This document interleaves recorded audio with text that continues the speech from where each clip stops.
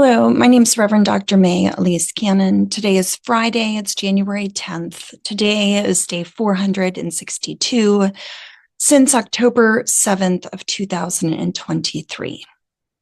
462 days. Today is the daily update.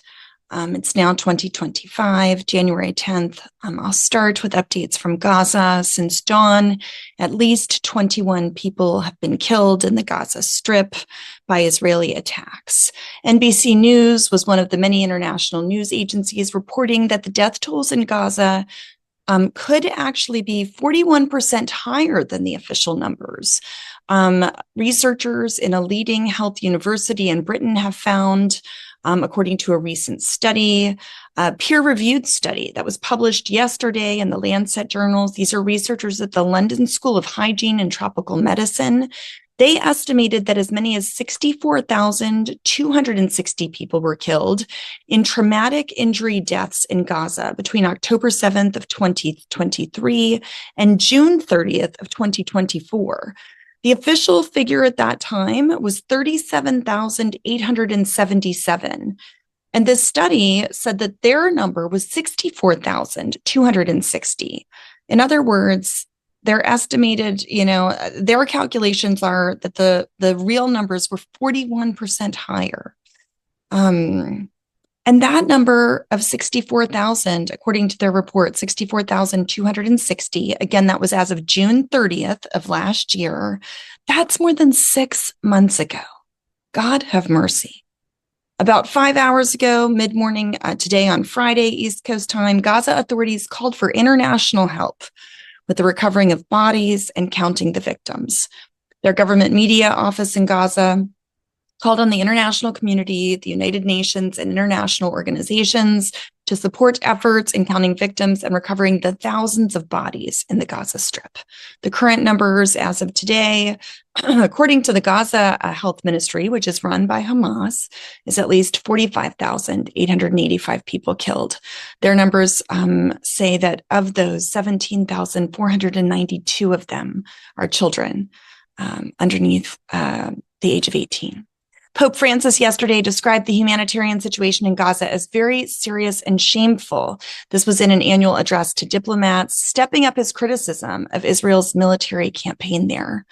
Catastrophic is the situation. MSF, Médecins Sans Frontières, the international name for Doctors Without Borders, said they were talking about the lack of fuel available to Gaza hospitals, calling attention to that. They said that 3 facilities are on the verge of closing down because they can't run their generators. The number of journalists that have been killed in Gaza is now 203. According to the media office there, Syed Naban was shot by an Israeli sniper in the central Gaza Nusrat refugee camp earlier today. That brings the total number of journalists and media workers in the enclave that have been killed since the beginning of Israel's war on Gaza to 203. Hamas has called for an end to the Palestinian Authority's assault on the Jenin refugee camp, condemning the PA's activities in the occupied West Bank, where the Palestinian Authority's forces have launched a crackdown on the coalition of an armed group that's known as the Jenin Brigades.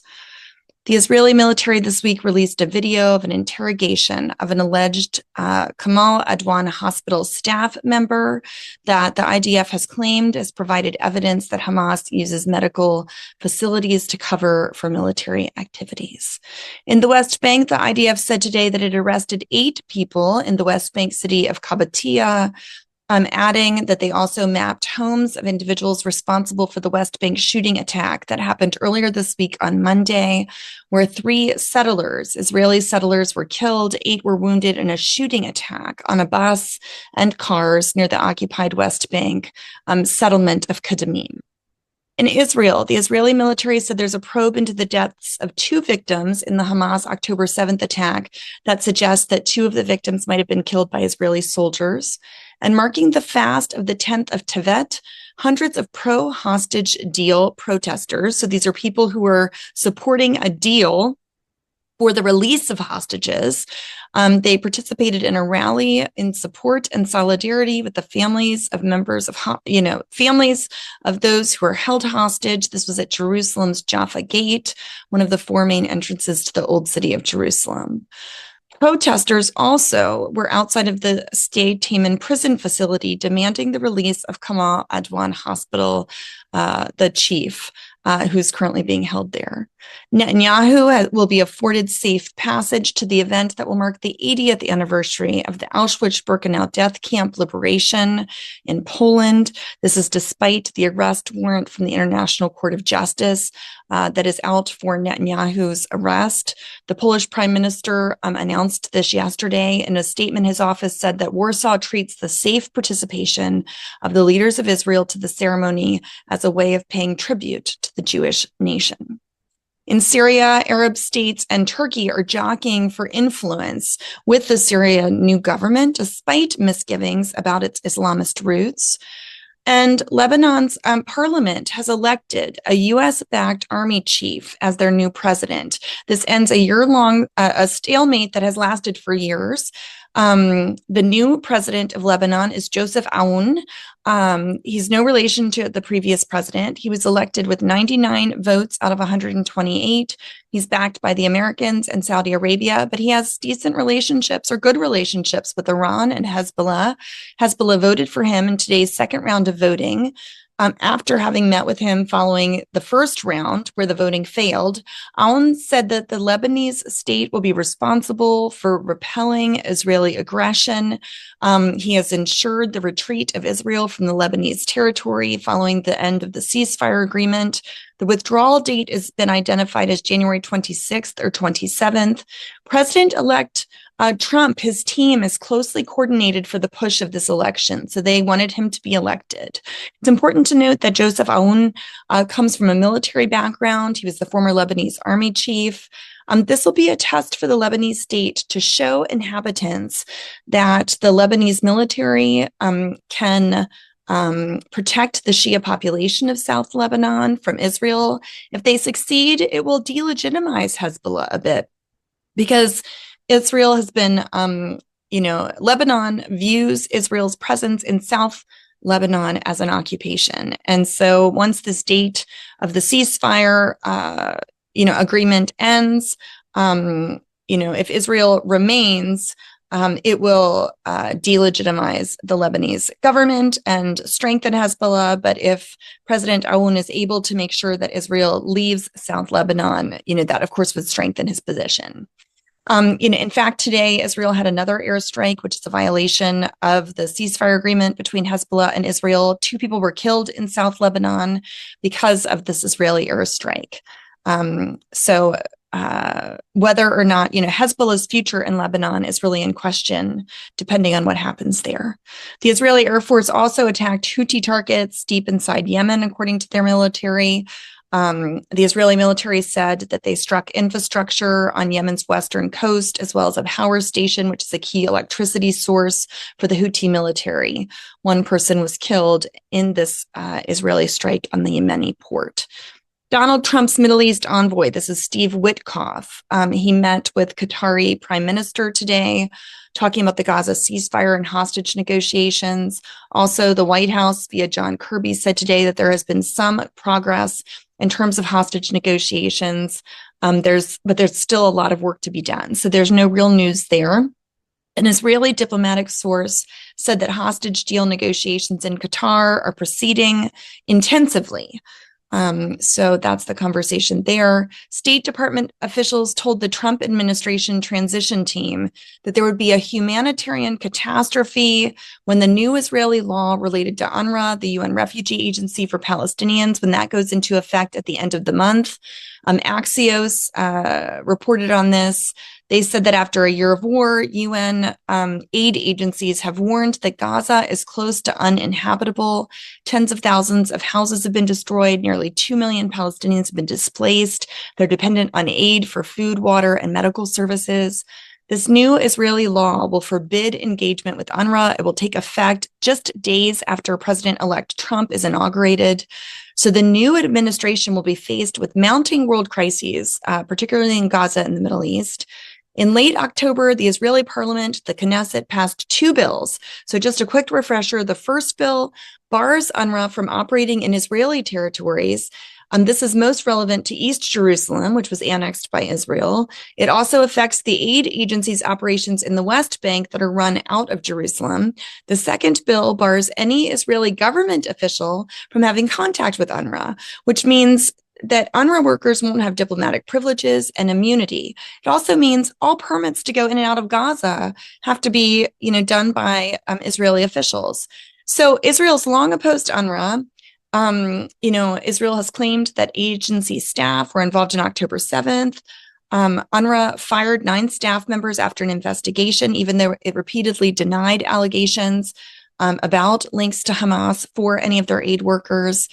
During Trump's first term, his administration significantly cut U.S. funding to UNRWA.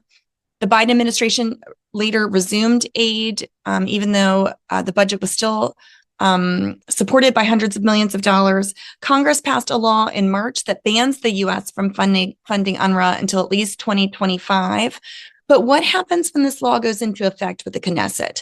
UNRWA staff are saying they won't be able to move between Gaza and Israel. And ultimately, a senior emergency officer for UNRWA told The Guardian in the UK that the social order in the Strip will likely collapse. The ability of UNRWA to work in Gaza will be in jeopardy. Joel Rayburn is a member of the Trump transition team. He was briefed on the situation. Rayburn is an experienced Middle East expert. He's a former U.S. envoy to Syria. He's expected to be the incoming administration's Assistant Secretary of State for Near Eastern Affairs. He told U.S. officials told Axios that neither Israel nor the UN has made any serious plans for what happens if UNRWA is unable to work in Gaza. So a letter was sent to members of the UN General Assembly in December. Guterres wrote that the cessation of or the restriction of UNRWA activities in Gaza and the West Bank would have devastating consequences for Palestinian refugees. You should know the vast majority of people living in Gaza are Palestinian refugees. There's currently no realistic alternative to UNRWA to provide for services and assistance, the letter says. And the UNRWA Director of Communications said that the agency is not going to shut down its operations on January 31st. They said that they plan on staying in Gaza and working as long as they can, but it will be a disaster if the bill is implemented. Who will do the work? So that's where that stands. Just a couple other news updates. A federal court yesterday temporarily halted the guilty plea of the hearings of the men accused of being the masterminds behind 9/11. Of course, that is specific to the Middle East because those accused or found guilty of the attacks were from the Middle East. The first of those was due to take place today. They are considering whether or not Defense Secretary Lloyd Austin successfully withdrew from the settlement. In other news, the House yesterday passed legislation on sanctioning officials involved in the International Court of Justice, pushing back against the court's decision to issue arrest warrants for Prime Minister Netanyahu and the former Defense Minister Gantz for their actions during Israel's war against Hamas in the Gaza Strip. And leaders within the GOP Senate, a specific leader, has promised to bring the ICC sanctions bill to the floor. So we'll see if that passes. And lastly, Jimmy Carter, former the only president who lived to be 100 years old, the former president who brought hope to people around the world through decades of post-White House humanitarian work. He was eulogized by President Joe Biden and others yesterday at the Capitol's grandest church, whereas long ago, UN Ambassador Andrew Young extolled Carter's ability to achieve greatness by diversity of his personality and upbringing. Carter was awarded the Nobel Peace Prize in 2002, symbolizing his tireless work overseas, supporting democracy and human rights, and aiding the downtrodden in strife-torn locales. His decades of efforts to achieve social justice domestically, including his devotion for Habitat for Humanity, which built homes as a nonprofit organization. Even in his elder years, Carter liked to put a tool belt on and hammer nails for the group. Rest in peace, President Carter. May your memory be a blessing, as your life was a witness to the gospel of Christ and to those who suffer around the world, for those living in poverty, for those without homes to live in, as you sought to address that through Habitat for Humanity, as you sought to address the desperate needs of those in Palestine, as you so boldly spoke in your book, your prophetic book, Peace Not Apartheid. Thank you for your faithful service to your country, to Jesus. May God go before you and us. In the name of Christ. Amen.